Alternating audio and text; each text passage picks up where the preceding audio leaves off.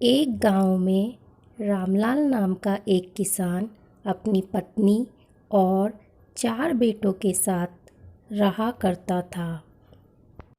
रामलाल खेतों में मेहनत करके अपने परिवार का पेट पालता था, लेकिन उसके चारों बेटे बड़े ही आलसी थे।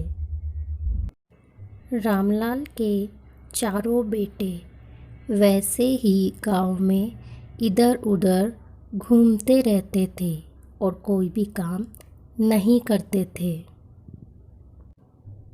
एक दिन रामलाल ने अपनी पत्नी से कहा, अभी तो मैं खेतों में काम कर रहा हूँ, मेरे बाद न जाने इन लड़कों का क्या होगा।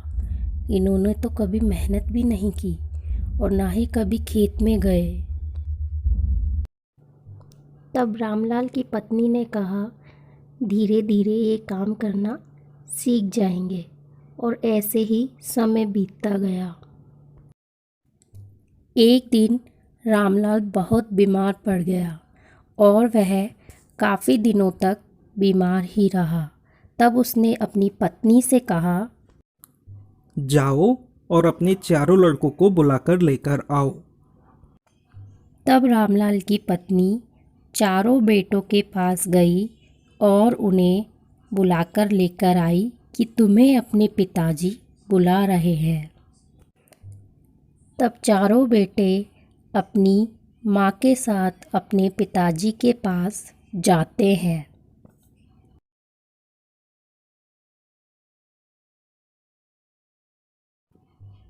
बेटो, मैं बहुत बीमार हूँ। मुझे नहीं लगता कि अब मैं ज़्यादा दिनों तक जीवित रहूँगा। रामलाल को चिंता थी कि उसके जाने के बाद उसके बेटों का क्या होगा। इसलिए रामलाल ने अपने बेटों से कहा,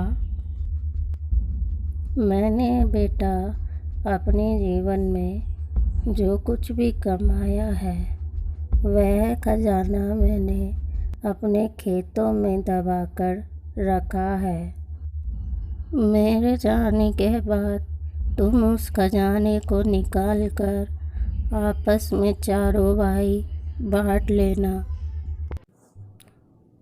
ये बात सुनकर रामलाल के चारों बेटे अपने कमरे में जाकर बहुत ही खुश होते हैं। रामलाल की मृत्यु के बाद उसके चारों बेटे खेत में जाते हैं और सुबह से शाम तक पूरे खेत को खोद देते हैं, लेकिन उन चारों को पूरा खेत खोदने के बाद भी वहाँ पर कोई भी खजाना नहीं मिलता है। तब चारों लड़के घर पर अपनी माँ के पास आते हैं और बोलते हैं, माँ, पिताजी ने हमसे झूठ बोला था, उस खेत में तो हमें कोई भी खजाना नहीं मिला। तब माँ अपने चारों बेटों से कहती है, बेटा, तुम्हारे पिताजी ने इस पूरे जीवन में ये घर और खेत ही कमाया है। अब जब तुमने ये खेत खोद ही दिया है तो इसे बो भी दो। इसके बाद चारों बेटों ने खेतों में बीज बो दिए और अपनी माँ के कहे अनुसार खेतों में पानी देते गए।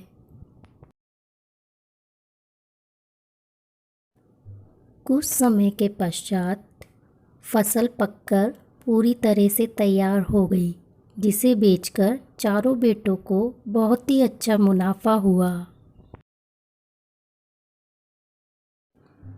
फसल से हुए मुनाफे को लेकर चारों बेटे खुशी खुशी अपनी घर की तरफ लौट आए।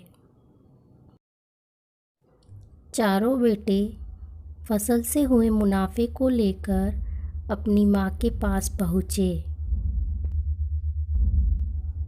तब माँ अपने चारों बेटों से कहती है,